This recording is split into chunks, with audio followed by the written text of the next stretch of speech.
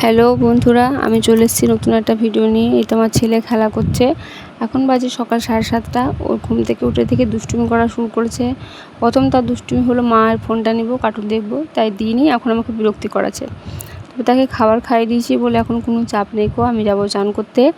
তবে আজকে খাবার বানিয়ে কিছু খাওয়ানো হয়নি, কারণ আমাদের বাড়িতে গ্যাস শেষ হয়েছে, তাই একটু সমস্যা চলছে গ্যাসের জন্য। আর গ্যাস এখন বুকিংয়ে আছে, কবে দেবে তার ঠিক নেই। তাই বাবুকে খাইয়েছি কলা দিয়ে মুড়ি মাখিয়ে খাইয়েছি।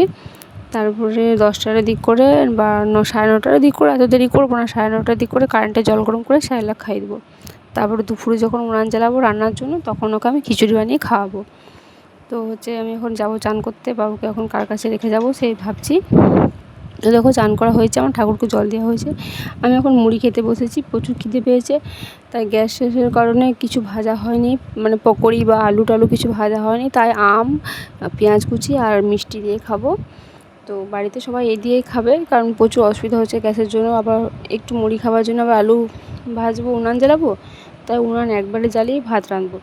তো এখন যাব আমি রান্না করতে। রান্নার হচ্ছে উচ্ছে আলু ভাজা, ভেন্ডি আলু চচ্চড়ি আর ডাল করব।